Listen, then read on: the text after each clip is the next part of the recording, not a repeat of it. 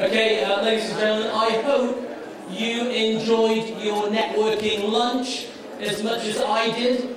I was going to come back down here very early, but I then realised there was a Movenpick ice cream counter. So I had the creme brulee. It was very good.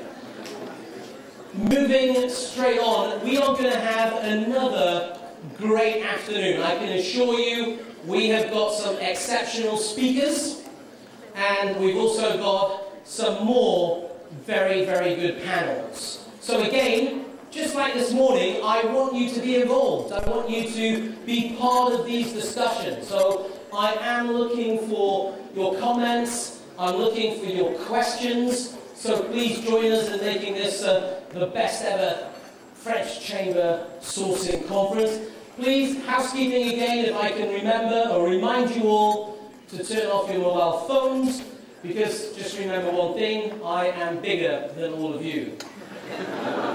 So please make sure you turn them off. That's very important. You turn yours off. If you turn off your 3 telephones, Neil? Okay, that's good to know. Well, ladies and gentlemen, the good news is our next keynote speaker is French. Oh, no, he's not. Our next keynote speaker, ladies and gentlemen, is Paul Wright, the Operations Director at Mothercare Group, but I have found the French connection for all of you.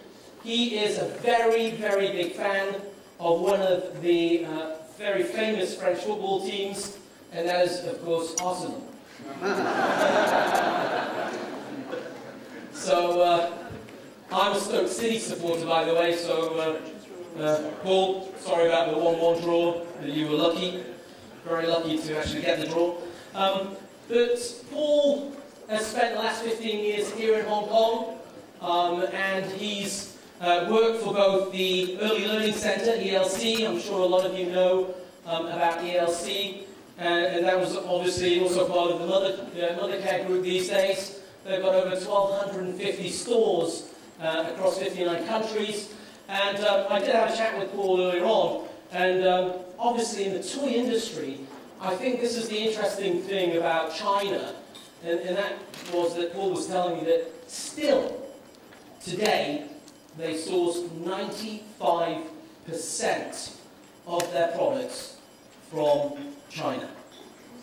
Now, I think perhaps, I'm sure within the Mothercare Group, you'll share some of those figures with us. I'm sure it's perhaps a lot lower. But I'm sure he's now going to share with us his thoughts, his ideas. I'm certainly looking forward to hearing what he's doing at the Mothercare Group.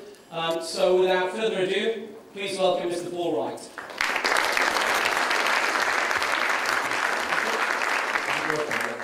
I hope so. Let's see if it's working. It's working.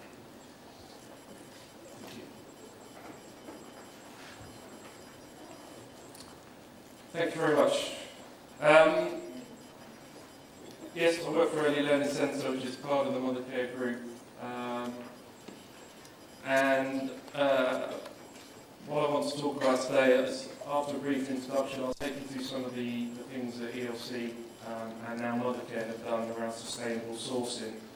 Then I'm going to go on to talk about what some of our supply base have done. So not necessarily because we've asked them to do it, but because they believe it's the right thing to do. So I've got a couple of case studies from the supply side of things to talk about. Then I'll wrap up and pose a few questions at the end of the talk. But first I just wanted to start with a question. So everybody here today, I mean, who buys organic food? Does everybody, food people? Quite a big show of hands, quite a few of the people here buy organic food. I sort of started with organic food, which might be a bit strange, because I see it as a sustainable product that is widely available to everyone. It's not particularly niche much anymore. But I just really wanted to sort of go through some of the numbers on it. So worldwide sales of organic products is up 8.8%, and it continues to grow. Sales in China have quadrupled in the last 5 years. Brazil's got an annual growth of 40%. The forecast growth in Asia is at 20% a year for the next 3 to 5 years. So, looks good. But another question, just to think about is, why do people buy organic food? Is it because it tastes good? Is it because it's healthy for you? Or is it because of the environmental impact, or the minimal impact that organic food has on you? So just keep that as a thought, please. I'd like to now look at a couple of pioneers. I've shown you one of them already. For me, what I think of, leaders in the sustainable retail industry, they're not my company. They're just companies that I think, doing the research for this, have led the way in different ways. One of them is The Body Shop. It's been committed to sustainability for 35 years, and ethical sourcing. It has always been that way. It's not late to the party. It's not come along to it. That's part of what it was said. That's what it was about. 80% of its products contain one or more fair trade ingredient. That's a vast percentage of what it sells. 78% of its wood is FSC in 2010, with a target by the end of last year for it all to be FSC or fair trade. And its business ethos is based on ethical and sustainable trade. You look at what it does, where it does it, the whole ethos of it is around sustainability and ethical trade. Another veritable retailer that I'd like to talk a little bit about is Marks and Spencer's. For me, again, a business that has always been part of sustainability, sustainable trade, retail sourcing, and the way it does business. But who's heard of their Plan A? Quite a few people. Okay. But for me, Plan A was sort of the way they'd always done it. It was just so I included it here today really about the public, about the way they made it very public, and it's how they do business. So what exactly was it? It was launched in 2007 with 5 pillars and 100 commitments, and it extended in 2010 to 7 pillars and 180 commitments. And over half of those have already been completed. Now, it's across the CSR platform. That's some pretty impressive public commitments and a good result already. Now, I don't know if anyone remembered the launch of it. It wasn't just the UK launch. In Hong Kong, they launched it. So the exit from the MTR Central all the way to the store had Plan A posters down both sides all the way. I mean, that, for me, is a very public display of their commitment to sustainable sourcing. So, are we fair to say that all's rosy in the sustainable garden? There are people out there leading the way, there are pioneers talking about it publicly. According to the Soil Association, though, UK's leading organic NGO, sales of organic food are actually down in the UK. And M&S in their How We Do Business report state that their organic food levels are actually below their 2006 levels. In Body Shop's 2011 values report, they talk about only 44% of their regular core customers willing to change the way they shop solely for social and ethical reasons. And 64% of them are willing to pay a price premium. Now these are committed Body Shop customers. These aren't casual customers, these are their core customers. And Marks and Spencer's acknowledging their How We Do Business report that while they've got 76% of their wood is sustainable from FSC sources, which I think is absolutely amazing, especially when I show you what results we achieved. It's still been a challenge. Gathering data on materials, species, locations, volumes and risks from around the world is a complex process. Fair trade cotton, they have Marks and Spencer's are the leading retailer for fair trade cotton products with 4.9 million units in 2010. 10-11 against the target of 20, and again they acknowledge the challenges that they're facing with that. So, no, I don't think everything is rosy, and I think those of us who have sourced it and have been trying to source will probably acknowledge that it is difficult. So what does sustainable sourcing mean? What I'd like to do now is just take you through some of the stuff that ELC have done. So in 2005, as part of an overall review of the business, ELC looked at its CSR agenda, its sustainability. And what I would do is I'll take you through what we said we'd do and what we did. In 2004, ELC changed hands. So we had a previous management sold the business to another group of managers. So we had a change of management and a change of ownership. And with that came a change of board. With the change of board, we had key individuals join the business who were committed and passionate about sustainability and green issues. And the marketing director particularly thought that it was an area that was resonant with ELC. So we started on this journey. In 2005, we started to review the CSR position, and we introduced a new environmental policy and revised our responsible sourcing code of conduct, updated it. 2006, we saw targets increase for recycling rates. We switched the stores to green energy. We developed our forest-friendly sourcing policy, and the board started to develop a planet-friendly strategy for the entire business. And then in 2007, as part of the ongoing process, the board signed off targets for our 2010. So we set targets. We didn't take out adverts. We put them in a catalogue, and I'll show you how we communicated it. So what was our target? What was our planet-friendly policy? 100% of ELC branded wood and paper products were to be compliant with our forest-friendly policy. So absolutely everything. And by wood and paper, that was anything with wood, anything that had MDF, particle board, everything like that. 100% of our own brand packaging was to be recyclable locally. Recycling in Hong Kong is very different to recycling in Europe, certainly the UK, where the numerous bins, everything has to be sorted rather than everything going into one here. So how we package things affected its recyclability. 100% of cardboard packaging was to contain post-consumer recycled materials, not pre-consumer, post-consumer. 30% reduction in our packaging waste. 30% a reduction in the environmental impact of our carrier bags. And we set the target to operate a carbon neutral business. So these were signed off in 2007, and in a 3-year period we set ourselves the target of being carbon neutral. Well, what is forest friendly? So for ELC, forest friendly, our aim was that all the forest products we sold or used would come from post-consumer recycled sources or virgin sources from well-managed forests that were certified to a credible certification, such as FSC. We would also accept rubber, wood or bamboo products from plantations that had not been converted from natural forests. And we promised to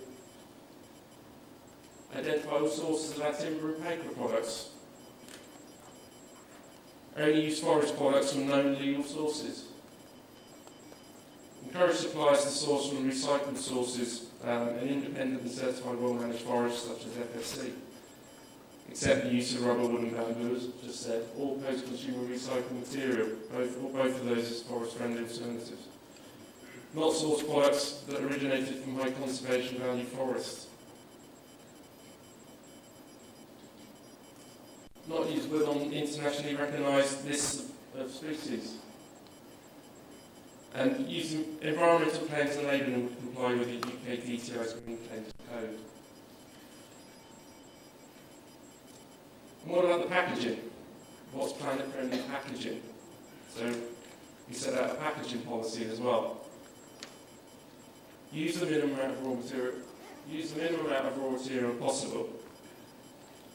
Use a single material type of packaging to aid recyclability, so try to avoid mixed material packaging. Use cardboard rather than plastic. And where we did use plastic, to use plastic was easy to recycle: PET, HDPE, LDPE. Where possible, use packaging made from post-consumer recyclable material, and phase out PVC in all packaging. So that's what we set out. They were our goals. Did we tell anyone? 2007, when we launched it, we put the picture image you saw earlier was on the back page of the catalogue. Our catalogue is probably our biggest marketing tool. We print on FSC paper 1.5 to 2 million a year. So for us, it's our main communication. So back page of the catalogue, and then inside the catalogue, we put detailed information about what we were doing. So we told our customers. So we told the customers what we'd already achieved, that the stores were using green power. Our carrier bags were made with 33% recycled plastic. Our point of sale was all printed on recyclable material. Our catalogue was being printed on FSC or recycled paper. And then we told them what our goals were for 2010. So we did publicly tell, we did publicly make that statement. We also took a message to our suppliers. There was no way that we were going to achieve this without them. We shared our goals through supplier conferences, policy documents, and most importantly of all, conversations. So we talked. We had feedback, and we had lots of it for once. Costs, administration. Things aren't available. Why bother? You know, there was quite a lot of, what are you doing this for? There were challenges. You know, there was a lot of support as well. And a lot of suppliers' time and effort was invested into this to make it happen, to make what happened happen. There were things where we did have challenges. FSC certified MDF at the time was very difficult. At the time, there were no China forests with FSC wood. Bear in mind, 95% of our products are made in China. There were successes too. Some suppliers thought it was an opportunity. And I'll talk about probably one of them, you know, one of the suppliers that did see that later. Others that were less visionary, but nonetheless pragmatic, set about getting out and doing what they needed to do. So, how did we do? 2010's gone. We can report. How forest friendly were we? If we look at solid wood product, which is primarily for us that baby and toddler range, the under 3 higher technical standards, then we did pretty well. We didn't hit the target, but we got 93% of the product was FSC accredited. And wood is a big part of ELC's offer, so that was a fairly good result in the period of time. But mixed source material, this was more of a challenge. So the over 3 product, we only achieved 34% FSC. And as I said, we did struggle with MDF, which is quite a bit of some of this product. Printed cardboard product though, we achieved 100% FSC. So the factory that still supplies us it is still FSC. We still have all of our printed products is FSC accredited on puzzles and flashcards, that type of thing. But on other paper products, art and craft, predominantly we had minimal FSC. The supply chain is broad and it was difficult to trace things back. So, was that a success or was that a failure? Is the glass half empty or is it half full? Overall, our successes and challenges. We moved almost all solid wood to FSC, with some scrubber wood as well. All suppliers of wooden product were certified with FSC. So we had our tier 1 suppliers all certified. We struggled with the MDF product, as I've said. All printed car products are 100% FSC. But most of the art and craft kits aren't. 75%, I think it's 70% now, packaging materials required to be post-consumer recycled. And that's still the case. And stores in the ELC head office converted to green energy. Our carbon footprint goal, we reduced our carbon footprint in 2 years by half. We didn't get it to 0. The shipping part, the offset and the cost of the shipping sort of stalled a bit in 2008, 2009, if we're honest, just as things got tough. But we did half our carbon footprint. So what are we doing today? Lessons learned as well. We set ourselves some very bold targets, which we did miss. You know, we hold up our hands, we missed our targets. However, we did reduce our impact on the environment, as I've just said. I think some of the key factors for me were changing personnel and ownership. So we did lose some of the champions when the business changed hands in 2007, 2008. So people are important. The supply base couldn't supply everything we needed. So when we did it, we just couldn't do it. The supply chain wasn't there at that time. Consumers in an economic situation. We launched this in 2006. Economy's on a wave. Everyone's growing. The future looks good. Financial crisis in 2008. World economy goes into recession and people stop digging deep in their pockets. And measuring and reporting. I mean, it's repeated time and time again. Our measuring and reporting got less, weaker over the years. So we started off great measures, great reports to start with, and then as we went through the years, actually, we measured it a little bit less, and we reported it a little bit less. So it wasn't front of mind all the time for the front line. So what are we doing today? It's part of Mothercare. We're now part of a bigger PLC, which brings its own challenges. Just as Mothercare bought ELC, it got an unwelcome exposure on the front of a national paper in the UK around CSR issues. So we went in, the alarm bell was going, the red light was on, and it meant that the door was open for CSR and sustainable agenda as we went in. And it's still the #1 priority in the business today. The steering committee reports straight into the board, but it covers a much broader agenda. So it's less focused than we were when we were at ELC, and it extends to a much wider community of stakeholders. Mothercare targets for 2013, so we've set targets and we've published them. They're in our annual reports. We're looking to cut our carbon emissions in UK buildings by 15% and on average by 20%. Looking to cut the packaging that's associated with every £100 product we sell by 40%. To cut the number of single-use carrier bags by half. We will ensure that over 50% of our product is FSC, made from sustainable sources. We'll push up recycling, ensuring that at least 75% of our waste is recycled. And in the wider area, we'll group's community programs set itself a target of raising £1 million for a charity. So a broad spectrum, and there's more, and there are more social issues in there as well, rather than just as much as sustainability. How are we doing today? Now as a PLC, we do report a bit better, we measure a bit better, so that's one upside. Carbon emissions for both the buildings and transport fleet have already been reduced by 15 and 25% respectively. Packaging has been cut by 25% and the carrier bags by 27% already.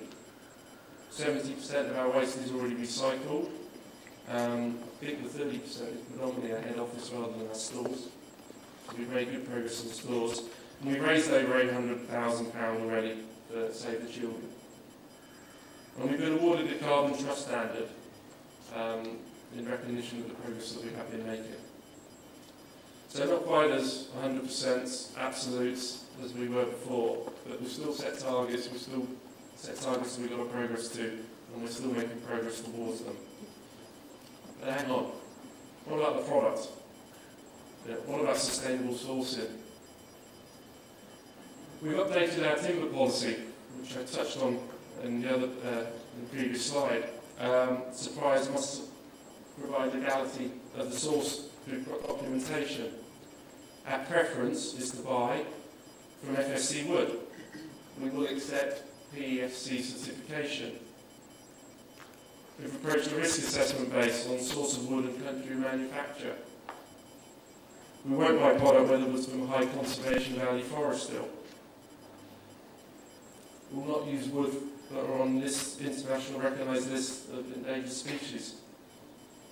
And where appropriate, we will seek to use recycled wood without compromising the product quality.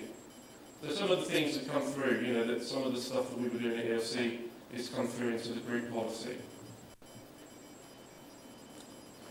the targets for the wood timber policies, we're aiming to be able to track all consignments of wooden product back to their source forest.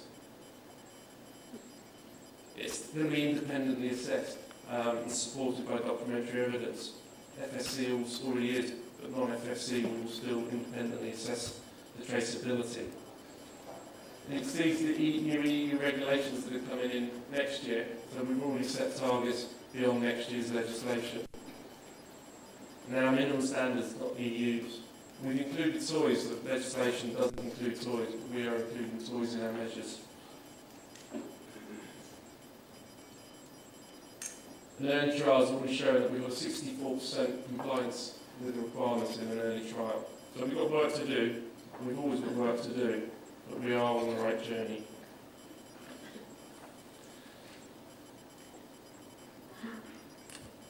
None of this can be done on ourselves. You know, one thing we realised with ELC early on, that we can't do it alone. We have to do it in partnership with our suppliers. And some of them, you know, are leading us to the sustainable table rather than us leading them. So I'd like to now just talk a little bit about two suppliers where the factories have taken the initiative and put sustainability as part of their strategy. One of them is Cotton Blossom, which is in southern India, in the garment factory, and the other one is Happy in Ingro, which is a wooden toy factory. Cotton Blossom has taken a holistic approach to sustainability. So they've gone from organic cotton farming, they have their own farms, all the way through to waste treatment and power generation. All their facilities are certified for Organic Exchange 100 or blended standard. And their dyeing division is certified for global organic textile standards. Products are certified for Ocotex, standard 100. So on the organic farming side, they've got 2,000 acres and 500 of those are already under organic cultivation, with the other 1,500 being converted. They plan to have overall integrated farming of organic cotton of around 5,000 acres. Power. They've built windmills, so they've looked at their source of power. They've got two single windmills capable of producing 750 kilowatts and a small farm at the bottom there generating 1,650 kilowatts. And through captive conservation, 75% of the electricity consumed by the spinning and dyeing is green energy. As of March, they produced 24.8 billion units of green power. Effluent treatment, so the waste product. Reverse osmosis is used to recycle 95% of the used water. Recovery of salt is carried out through effective evaporation, and the salt that is recovered is then reused within the plant, in the softening plant. Recovery of heat from the processed water, so they take the heat back in. And new filter presses have segregated biodegradable waste, which is reduced a quarter of a tonne of solid waste, hazardous solid waste a day. They looked at energy efficiency.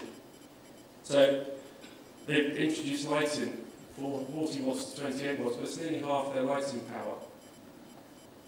All the sewing machines have been equipped with servo motors, which is saving 80 to 90% of the power. And all the garments units situated in the Tepic, which is the area near the windmills, are using the windmill power directly. Biogas and other initiatives, as I said, they've gone holistic. So they've got biogas plants installed in all the dormitories. This generates biogas from the waste and it saves on LPG and power consumption. They're using solar power lights with a view to rolling it out for solar lights and heaters throughout.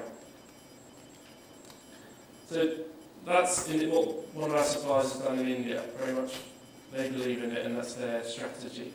Coming back to China now, Happy up in Ningbo. The owner of Happy, Peter Hanstein, he's a very passionate man and he's passionate about nearly everything he does. And I think that's one of the things here that has sort of made a big difference. There are two core messages to the work that they've done. The first of them is that ecological can be economical. And more to the point, it has to be. Because if Happy or any of us can't operate sustainably, profitably, right, then none of us are going to really have a sustainable business. Obviously, everybody's here, all the businesses are here to make profit for shareholders and stakeholders. And then adopted a total life cycle approach. So, taking a common, the 3 R's and making it 4 R's. So recycle, reduce, reuse, and rethink, and that's quite important.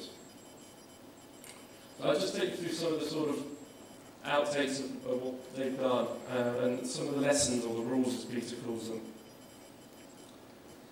One of the most important aspects of Happy's entire drive for sustainability is its people.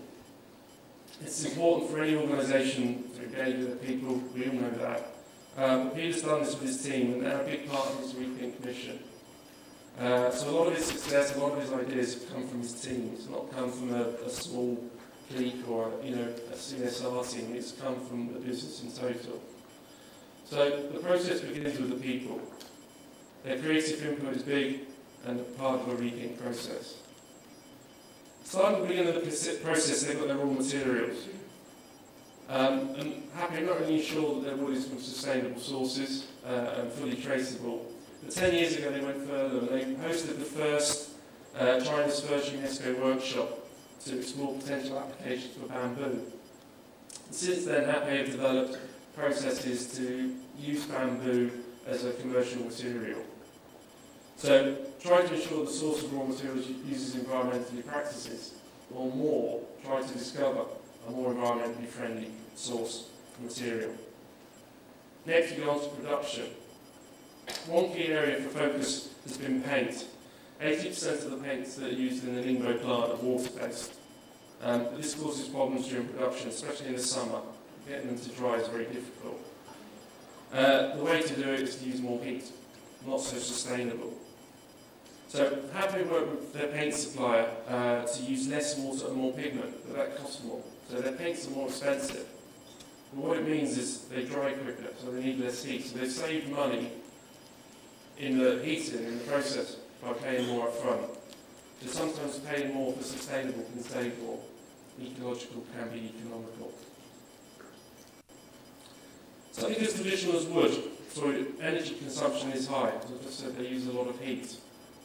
Close to the factory is a factory that produces a lot of steam that was having to pay to cool the steam and condense it. So Happy approached them, they built a pipeline from one factory to the other, and the steam from one factory is piped to Happy. Happy use it and take the heat and pipe back cool water. So there's pipes going across the roads, but they're using the waste product from one factory and the waste product from the other factory is going back. So by working together we can achieve a win-win-win situation, where the third win is the environment. Now after all this production there's waste. One obvious byproduct is wooden chips, sawdust, splinters. The wooden splinters are just woods and no paint, are used by the local mushroom farmers. So there's a big mushroom industry nearby, and they grow 100 tonnes of mushrooms a year with Happy's waste wood. So sometimes what appears to be waste can be a useful byproduct. Think outside the box when it comes to waste. Finally, Happy like to share their learnings and participate in numerous projects to educate their suppliers. They're also engaged in rural development, predominantly around where the bamboos grow. So they're going into these communities and training them in woodworking skills so they can add value to the process. So the final of Peter's rules is don't keep secrets, but share the knowledge. So to conclude, even though we all understand why we need to buy more sustainable, both personally and professionally we're not. Company success has come with a bottom line benefit. Ecological doesn't need to be economical. We can do everything, we can change things, but we've done it and we do it because of the bottom line benefits. Promoting the added value of sustainable products isn't landing particularly with customers. At the moment, anyway, customers don't seem to be wanting to pay. I asked some people, would they pay more for a sustainable product? Oh, yes, of course we would. But you'd have to do more. What's the added feature? Well, That is the added feature. So the view I got was no. I mean, and even Body Shop in their report have said that they don't want to promote their products primarily as ethical or charity purchases, but as great quality beauty products. It's got to be about the products. And ELC is no different. I mean, we've stepped back from championing the business on green credentials. We don't talk about it in such a public way as we did in 2007, 2008. So we no longer see it as an advantage for us. So when does change work? Legislative changes. So when you have to do it. Carrier bags in Wales were reduced by 90% when the levy was introduced, and I'm sure Hong Kong was seeing a similar reduction. Bottom line benefits. Plan A delivered 70 million of savings last year. Mothercare and ELC's haulage benefits, for one example, so they delivered 2 million. So we've cut out carbon output, but we've also saved 2 million. And brand exposure. Mattel changed its packaging policy after Greenpeace ran the Ken and Barbie breakup campaign. They didn't do it beforehand, they did it afterwards. So some what ifs, the things to think about. What happens if oil hits $200 a barrel though? Where does it leave it? What change will that make? What happens if the EU or US do speed up the legislation? Are we ready? Are we able to react? What happens if the economy recovers? That would be good news. And consumers suddenly find the willingness to pay for ecological, sustainable products again, and they start looking for it. The demand comes back from the customer. Or an inconvenient truth part 2 is released. It had a big impact first time around. What happens if something brings it back into the news, sustainability and the climate back into the news? What happens if climate change becomes absolutely irrefutable? So the non-believers have no argument. Or there's technological change. Things change, things happen. So how do we keep on the green road? It sounds slightly negative. It sounds like, well, is there much of a future for sustainable sourcing? I believe there is, and I believe it's something we can all continue to do. I think we have to encourage visionaries where they are. Not everyone is going to be able to pick up a baton with passion and run with it, but where we find people that can and will and do, we should encourage them, we should support them. Never let up, never give up, small steps. Collaboration, little things, it all adds up, it all makes progress. So yes, we missed our targets, but we made progress. We have a greener business, a more sustainable business because of it. Share and collaborate, success breeds success. If everybody can share, and yes, there's competitive advantage and those issues, but if people can share their successes and learn from them, and more people can do it, then we all become more sustainable. And co-opt, other projects, other opportunities. If green isn't on the agenda, if sustainability isn't on the agenda, there are other agendas, there are other areas where we can co-opt them, we can bring a green element into it, we can introduce it. Lean is probably more popular these days, and that's one area where actually it can also be sustainable. And be prepared, keep looking. Wherever you go, find out more, ask more questions. So that's it. Thank you.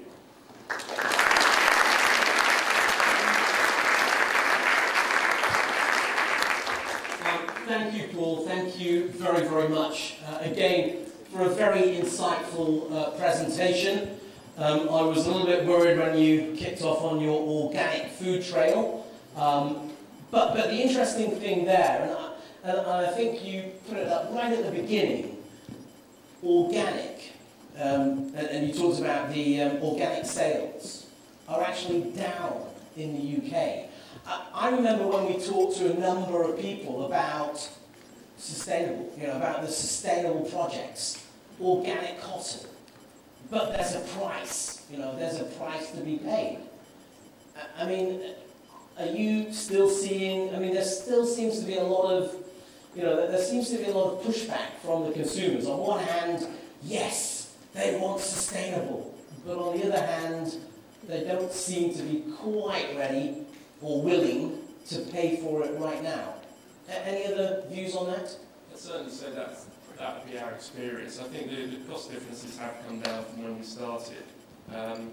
So the retail differences are less, but there's not the appetite. I mean, the comment I had was, yes, I would buy sustainable products, but what extra does it have? Well, you just said what extra it is. It's sustainable. So £2, £3, whatever it is extra. There needs to be a physical extra as opposed to it just being sustainable from our experience. And perhaps another point I wanted to kind of raise as well, and I totally agree with you on the visionaries. I mean, obviously Peter at Happy is a visionary. Mothercare, you've got loads of suppliers. And, hand on heart, how many of those suppliers are visionaries like Peter? Probably count them on the hand on your heart. There are key people, and obviously, Peter's one of our biggest suppliers, so proportionally, I suppose it's quite a few. But actually, in terms of individuals, there aren't too many. Yeah, because again, I think you raised a good point that when you changed that ownership structure in 2007, you lost some of those champions, and people are really at the heart of driving sustainability. Anyway, it's a very important subject. I've got lots of questions, but I'd also like to see some participation from the audience. So any other questions or points of view, or do I have to start picking on people? Oh, my friend James. Oh, it's my friend Gary. So, Gary Newman from Schneider, Electric, fellow Englishman. Fellow Arsenal supporter, I'm afraid. So, just picking up from the point that Anthony raised, when you talk though about the cost impact and the premium, what are we talking about in your business in percentage terms? To put a value to that. I'll cast my mind back now. I think at the time we were looking at between probably 5 to 15% on the cost of the product. And it varied where, so the paper product is minimal. The product sort of comes through the same mill almost. And there's so much that goes from the wood part, it's such a small part as it goes through the process that actually when it comes to the final product it's minimal. But where we've got where there isn't competition in the supply chain, which is what we found with MDF, and therefore there can be the producers can have a premium. And then in wood product, where there's such a big percentage of the cost is in the wood, is in the material, then we were seeing 10% plus. I think today we're probably seeing less than 10% difference across the board. But I've not got. We actually haven't done. We've still got quite a lot of FSC products in the range, and we haven't. It's good. I think we haven't gone back and said, what does it cost us? No one's come back and said, should we take the FSC out? Should we go back to where we were because there's a cost saving? So we actually haven't done that cost comparison for today and only what we did at the time. Any other comments or any other particular views or questions? All very quiet. That means I'm going to have to ask you another question. A couple of other points that you raised, and I think you're right. You talked about the fact that you can't do it all by yourself. You can't do it all alone. With regards to, you made another interesting comment in terms of, you really need to share and collaborate success. But how about yourselves? I mean, have you worked with other people within the toy industry, within your industry, to collaborate on a number of these CSR efforts? Well, when we were back, again back to when it was forefront, yes, we were trying to work with other toy people around where we've got common supply, around a common agenda. The challenge we had there at that time was actually we didn't have a common agenda. What we thought was important in the UK, someone from Scandinavia thought was different, had different important different issues. So it was very difficult to get an aligned set agenda to take to the supply base. We were talking to the supply base though, so they were getting this message from different people. I think today it's probably one of the things that I take out of putting this together and getting back into it is actually what more could we do? You know, what more could we do locally? What more could we do on the ground? Is there an opportunity? And one final comment with regards to sourcing. We talked about, of course, toys, the fact that you source 95% of your products still from China. In terms of the Mothercare group, what percentage is that in terms of perhaps number 1, number 2, number 3? In terms of countries, China's still the biggest country for us as a group. What's the percentage? I think it's probably around about the 50% mark, 55% mark. Then India, where Mothercare have had an operation for some time. And then Bangladesh is the third country which is probably growing the quickest. Okay. Ladies and gentlemen, we have Christoph, I've got to go over to this very beautiful lady, Tatiana. Thank you. I'm in handbag manufacturing. It should be. I wanted to ask. It doesn't seem to be. Let me just check it. I might want to switch it on. Thanks. I'm in handbag manufacturing, but I'm interested that compared to this morning's speakers, what you're saying is very different. First of all, you can increase your price by 5 to 15%, and you're still increasing your sales compared to everybody else who's looking at cutting costs.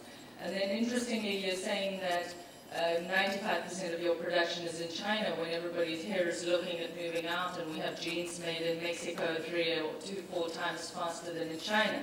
So could you tell us, in your opinion, why in your industry particularly this phenomenon is the case? I would probably say we can't increase our cost by 5 to 10% anymore. I think at the time with the marketing we were able to. Costs are a big issue and a big pressure, I think, for us, and certainly sat here making notes about costs probably more than most things this morning. So, you know, I suppose one question could be, you know, we set our targets, could we backtrack what would be the saving? I mean, we haven't done that exercise to actually step back from where we are, and I hope we wouldn't do it. We are where we are now. But we're not sustaining the cost increases. The supply chain for toys is very southern China focused. And I've spent probably the last 2 years travelling China and India and all around trying to find a supply chain that can supply a factory outside of southern China, and it's difficult. I've been to India, we get a fabric from Wright. You know, I've just come from there. So we are looking, and we are also trying to move away, especially as labour such a big part on toys, from southern China, but it is proving very difficult, and costs are incredibly pertinent to us as a business at the moment. So we won't extend any further down the road beyond what we've said, I think, around the cost base, unless there is a benefit. Okay.